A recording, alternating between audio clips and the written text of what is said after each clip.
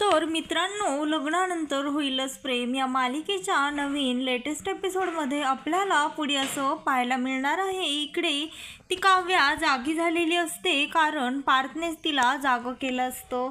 त्याआधी तो पार्थ काव्याला उठवण्याचा फार प्रयत्न करतो, पण तिला खूप झोप लागलेली असते, त्यामुळे तिला काही जाग येत नाही. त्यावर तो जोरामध्ये तिच्या कानामध्ये म्हणतो, "ओ फिसकरलेली मांजर." आणि त्यानंतर ती काव्या डचकून उठते आणि त्यानंतर जोरात ओरडते. त्यावर ती म्हणते, "हे काय, किती जोरात तुम्ही ओरडलात, मी घाबरले ना, डचकले मी." त्यावर तो म्हणतो, "खरं तर तुमचं डचकलेलं पाहून मीच घाबरलो.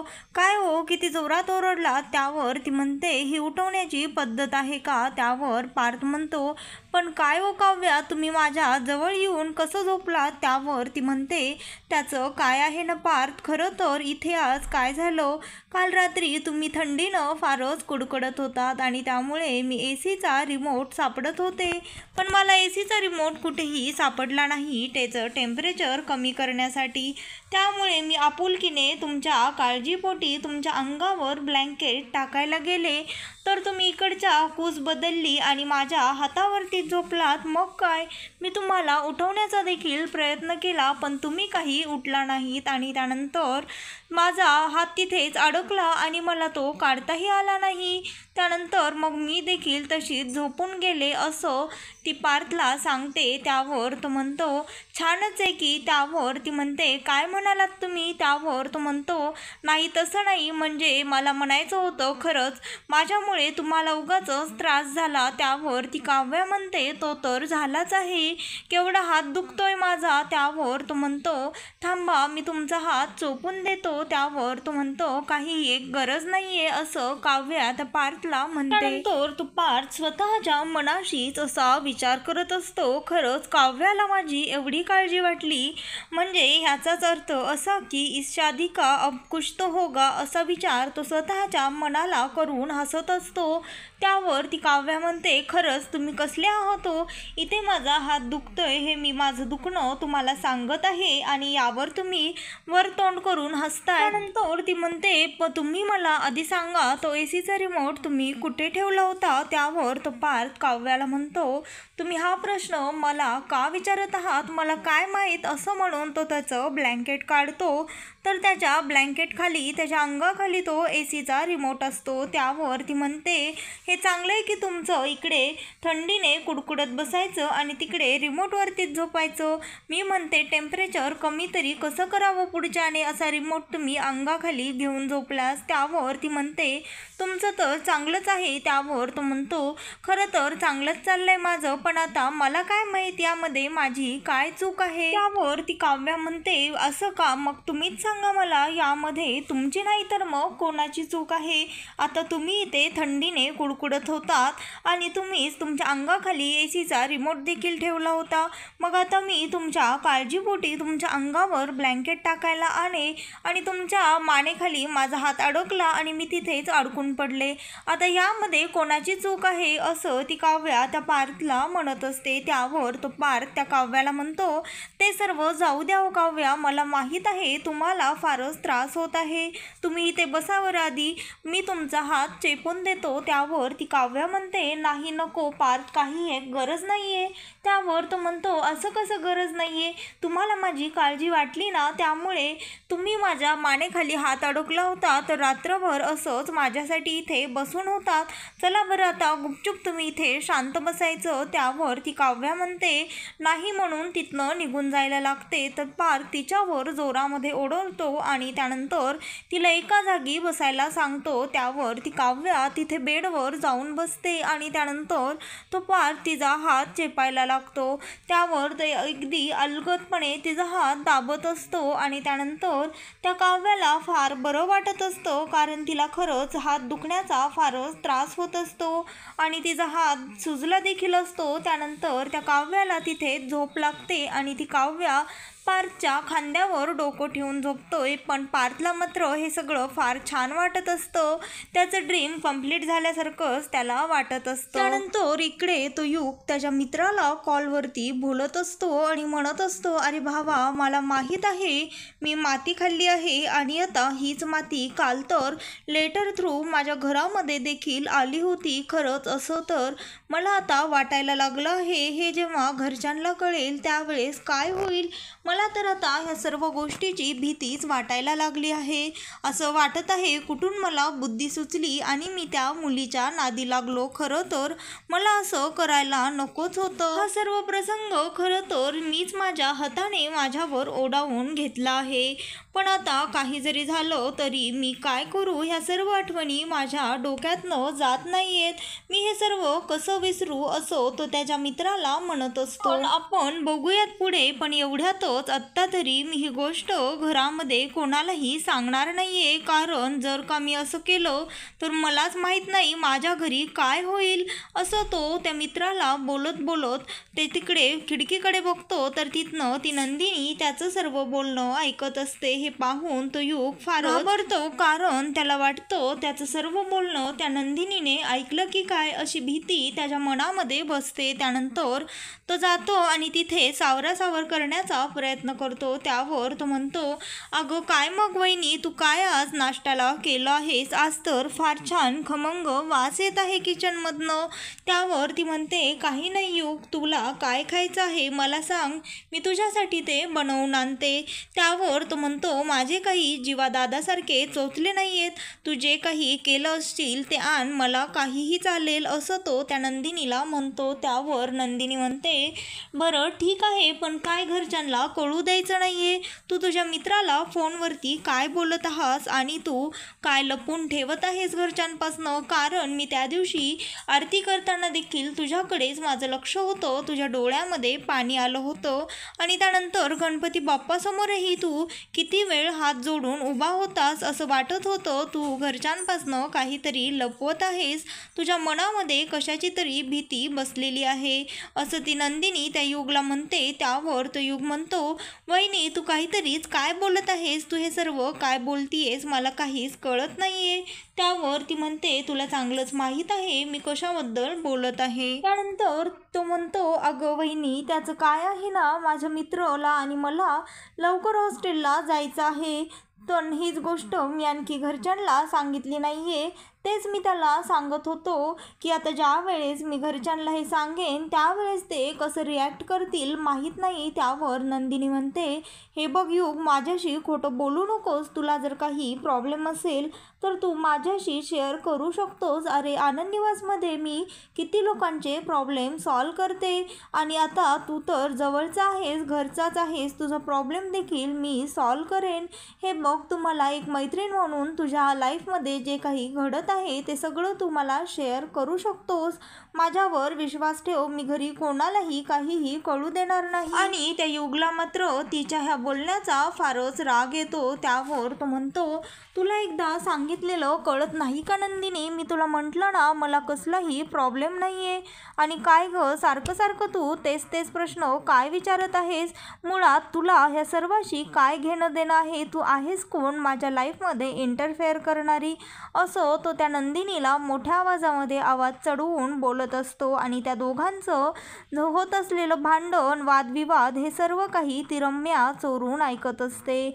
आणि त्यानंतर त्या रम्याला मात्र युग त्या नंदिनीला कसं ओरडत आहे, तिच्यावर कसं रागवतो हे बघून फारच बरं वाटतं. त्यावर तो म्हणतो, युग चांगलंच बोल हिला. कसं आहे, हिला सततच लोकांच्या मध्ये नाक खुपसण्याची फार सवय आहे. हिने तर सगळ्यांचं चांगलं करण्याचा वसाच उचललेला आहे. ती रम्या त्या स्वतःच्या मनाशी म्हणत असते. आणि त्यानंतर इकडे युगचा वाढलेला आवाज आणि नंदिनीचा आवाज ऐकून जीवा बाहेर येतो आणि त्या युगवर चिडतो. त्याला म्हणतो, काय काय रे युग, तू हे असं कोणत्या आवाजामध्ये नंदिनीशी बोलत आहेस, तुला तरी कळतं का? त्यावर तो म्हणतो, अरे दादा तुम्हाला काय, हिला बोल ना, ही बघ माझ्यामध्ये उगाचच इंटरफेअर करते. मुळात हिला काय करायचं आहे, मी हिला एकदा सांगितलं की माझ्या लाईफमध्ये कसलाही प्रॉब्लेम नाही आहे, तरी देखील मला वारंवार तेच प्रश्न ही विचारत आहे. त्यावर तो म्हणतो, मुळात तुला हे असं बोलण्याचा अधिकारच नाही आहे नंदिनीशी, तू नंदिनीवर असा आवाज चढवून बोलू शकत नाहीस, तू आत्ताची आत्ता तिची माफी माग. त्यावर तो म्हणतो, दादा खरं तर तू हिला रागवायचं सोडून मलाच बोलत आहेस आणि मी हिची माफी वगैरे काही एक मागणार नाही आहे. त्यावर तो जीवा फारच चिडतो आणि त्याला म्हणतो, तू आता हॉस्टेलला जाऊन फारच मोकळा झालेला आहेस, तुला शिंग फुटली आहेत, तुला घरच्यांशी कसं वागायचं, मोठ्यांशी काय बोलायचं हे देखील तू विसरून गेलेला आहेस. खरं तर तू जर आत्ताची आत्ता हिची माफी मागितली नाहीस, मी तुला आत्ता लगेचच हॉस्टेलला पाठवून देईल. त्यावर तो युग त्याच्यावर चिडतो आणि म्हणतो, खरं तर दादा आता तुझी बायको आल्यापासून तू फारच बदललेला आहेस. आणि त्यानंतर तो युग त्या नंदिनीची माफी मागतो, तिला म्हणतो, माझं चुकलं आहे, सॉरी, मला माफ कर, असं तो हात जोडून त्या नंदिनीला म्हणतो. आणि त्यानंतर रागामध्ये त्या नंदिनीवर चिडून तो युग तिथनं निघून जातो. आणि हे सर्व होत असताना ती रम्या बघत असते. त्यावर ती म्हणते, आता हा जीवा तर चांगलीच त्याच्या बायकोची बाजू घ्यायला लागलेला आहे, पण काही हरकत नाही नंदिनी, आता तू तर मला चांगला रेडीमेड चान्सच दिला आहेस, बघ आता मी ह्याचा कसा फायदा करते आणि तुझ्याबद्दल त्या युगच्या मनामध्ये काय काय भरवते, असं ती त्या स्वतःच्या मनाशी म्हणत असते. आणि त्यानंतर इकडे नंदिनी जीवाला म्हणते, जीवा तुम्ही उगाचच त्याला रागवलात, खरं तर त्याला रागवण्याची काही एक गरज नव्हती. त्यावर जीवा त्या नंदिनीला म्हणतो, तू आता उगाचच त्याची साईड घेऊ नकोस, खरं तर असला आगाऊपणा तर मी देखील कधीही केला नाही, घरच्यांशी मोठ्या माणसांची असल्या टोनमध्ये कधीही मी बोललेलो नाहीये, पण आता ह्याला हॉस्टेलला जाऊन फारच शिंग फुटली आहे. त्यावर ती नंदिनी जीवाला म्हणते, अहो राहू देत, हे तर त्यांचं वयच आहे, ह्या वयामध्ये आपणच त्यांना समजून घ्यायला हवं. त्यावर तो म्हणतो, अरे पण ते त्याला कळायला नको का? त्यावर ती म्हणते, ह्या वयामध्ये हे त्यांची चिडचिड अशी स्वाभाविकच आहे, पण आपणच त्यांच्यासारखं होऊन त्यांच्या मनामध्ये नेमकं काय चालू आहे त्यांना त्यांच्याकडनं काढून घ्यायचं असतं, असं ती नंदिनी त्या जीवाला म्हणत असते, त्याला सांगते. त्यानंतर ती म्हणते, पण एका गोष्टीसाठी खरंच थँक्यू, तुम्ही 2 दिवसांपासून बोलत नव्हतात पण आता बोलायला लागलेला आहात. त्यावर तो म्हणतो, मी तुझी साईड घेतली याचा अर्थ असा नाहीये की मी तुझ्याशी बोलणार आहे, माझा राग गेला आहे. आणि त्यानंतर इकडे तो पार्थ आणि मानिनी दोघीही नाश्ता करत असतात, पण मानिनीच्या मनामध्ये मात्र काव्याचेच विचार येत असतात. त्यावर तो पार्थ म्हणतो, आई मला नाश्त्याला ब्रेड दे बरं. त्यावर ती मानिनी काहीही बोलत नाही. त्यावर तो पार्थ 2 वेळेस तिला त्या ब्रेड मागतो, पण तिचं लक्ष नसतं. त्यानंतर तो त्या मानिनीला हलवतो. त्यावर ती म्हणते, काय झालं, तुला काही हवं आहे का? त्यावर तो म्हणतो, आई मी तुला मगाचपासनं ब्रेड मागत आहे, काय झालं, तुझं लक्ष कुठे आहे? त्यावर ती म्हणते, मला फारच तुझी काळजी वाटते पार्थ, खरंच तू फारच भोळा आहेस, उगाचच तुला कोणी फसवायला नको. त्यावर तो म्हणतो, आई मला कोण फसवणार आहे, तूच सांग, आणि आता काही मी लहान आहे का? त्यावर ती म्हणते, हो रे बाळा, ते तर तू नाही आहेस, पण तरी देखील तुझा स्वभाव फारच शांत आहे ना, म्हणून मला तुझ्यासाठी नेहमीच काळजी वाटत असते. आणि इकडे युग मात्र रूममध्ये रिग्रेट करत असतो, तो जे काही जीवासोबत आणि त्या नंदिनीसोबत वागला त्या गोष्टीचं त्याला पश्चाताप होत असतो. त्यावर तो म्हणतो, मी वहिनीशी असं मोठ्या टोनमध्ये बोलायला नको होतं, जीवा दादा जे म्हणत होता ते खरंच होतं, असा विचार तो करत असतो. आणि त्यानंतर तेवढ्यातच तिथे ती रम्या फरशी पुसण्यासाठी येते आणि त्याला म्हणते, तू जरा वरती बसतोस का, मी लगेचच फरशी पुसते. त्यावर तो म्हणतो, काही एक गरज नाही आहे, तू दुसरीकडची फरशी पुस. त्यानंतर ती म्हणते, हो. आणि ती म्हणते, खरं तर जीवा तुझ्याशी कसं वागलं ना, तुला सॉरी म्हणावंच लागलं. त्यावर ती म्हणते, अरे तसं नाही, कसं आहे, तू एवढ्या वर्षांनी हॉस्टेलवरनं आला आहेस आणि तरी देखील तुला घरामध्ये कशी वागणूक मिळते असते त्यावर तो म्हणतो, रम्या तुझं तू काम कर आणि निघून जा, त्याच्याशी तुझा काही एक संबंध नाहीये असं म्हणून तो युग तिच्यावरती चिडतो. तर ती रम्या त्या युगला म्हणते, खरं तर कसं आहे ना युग, लहानपणापासून मी तुला बघत आलेली आहे, तुझा आणि जीवाचा बॉन्ड बघतच मी मोठी झाली आहे आणि आज अचानक तो असं तुझ्यावरती चिडला आणि त्याने स्वतःच्या बायकोची बाजू घेतली, हे मला फार काही पटलं नाही म्हणून मी म्हटले. त्यावर ती म्हणते, आता मी काही तुमचं बोलणं चोरून ऐकत नव्हते, मी तिथेच लादी पुसत होते तर माझ्या कानावरती पडलो म्हणून आपलं मी सहजच म्हटलं असं ती त्या युगला म्हणते. त्यावर युग तिला तिथनं हाकलवून लावतो. त्यानंतर ती म्हणते, तू मला आता जायला सांग किंवा काही सांग, मला जे करायचं होतं ते माझं काम तर मी पूर्ण केलं आहे असं ती स्वतःच्या मनाशीच सांगून तिथनं निघून जाते. आणि त्यानंतर इकडे त्या मानिनी काकू पार्थला म्हणत असतात, काय रे पार्थ, तुझं सध्या कसं चाललंय? त्यावर तो म्हणतो, आई तू हे काय विचारतेस, माझं तर चांगलंच चाललंय. त्यावर ती म्हणते, नाही तसं नाही, तुझं आणि काव्याचं नातं कसं आहे, म्हणजे वरवर आमच्यासमोर तर तुम्ही नीटच वागता पण रूममध्ये ती फार भांडते का तुझ्याशी? त्यावर तो म्हणतो, असं काही नाही आई, आणि भांडणातूनच नवरा बायकोमध्ये प्रेम वाढतं असं तूच म्हणतेस ना? त्यावर ती म्हणते, हो अरे ते तर खरंच आहे, पण ते वेगळं आणि ती जी तुझ्यावर चिडचिड करते ती वेगळी. त्यावर तिथे तेवढ्यातच काव्या येते आणि तो म्हणतो, काव्या तुम्ही आलात का, चला ना तुम्ही नाश्ता देखील करा. त्यावर ती म्हणते, नाही मला भूक नाही आहे, मला उशीर होईल. त्यावर तो म्हणतो, अच्छा तुम्हाला जर उशीर होत असेल तर मी तुम्हाला सोडवतो, चला माझ्यासोबत मस्त मजा येईल. त्यावर ती म्हणते, नाही याची काही एक गरज नाही आहे, तुम्ही तुमचा नाश्ता करा, मी माझं जाईल. त्यावर ती वारंवार त्याला नाही म्हणत असते. तो म्हणतो, अहो असं काय करताय, वाटलंच तर तुमचं काय काम आहे ते मला सांगा, मी तुम्हाला तिथपर्यंत ड्रॉप करेन. त्यावर ती म्हणते, तुम्हाला माझ्या मध्ये करण्याची काही एक गरज नाही आहे, माझं जे काम आहे ते माझं मी बघेन. त्यावर त्या मानिनीच्या मनामध्ये असा विचार येतो, नक्की ही कुठं जायचं असेल हिला, ही कारण पार्थला यायला का बरं नको म्हणत असेल, असे वाईट साईट विचार त्या मानिनीच्या मनामध्ये येतात. आणि त्यानंतर इकडे तो म्हणते, नको नको, वाटलंच तर तुम्ही मला घ्यायला या पण आत्ता सोडवायला नको. त्यावर तो पार्थ तिला फोर्स करत असतो. तो म्हणतो, मस्त आपण किशोर कुमारांची गाणी ऐकत ऐकत जाऊयात ना. त्यावर ती म्हणते, नाही एकदा तुम्हाला सांगितलं ना, असं म्हणून ती तिथनं निघून जाते. आणि इकडे तो पार्थ पुन्हा नाश्ता करण्यासाठी येऊन बसतो. त्यावर ती म्हणते, काय मग पार्थ, तू तर एवढा त्या नंदिनीच्या मागे लागला आहेस, तिच्यामध्ये एवढा गुंतून गेलायस की तुला पाणी पिण्याची सुद्धा शुद्ध उरली नाही, असं म्हणून ती मानिनी त्याच्या हातामध्ये पाण्याचा ग्लास देते. आणि त्यानंतर इकडे ती काव्या तिच्या मैत्रिणीला भेटण्यासाठी कॅफेमध्ये गेलेली असते आणि त्यानंतर तिला ते वॉच जे बिघडलेलं असतं पार्थचं दुरुस्त करण्यासाठी ती तिच्या मैत्रिणीकडे गेलेली असते.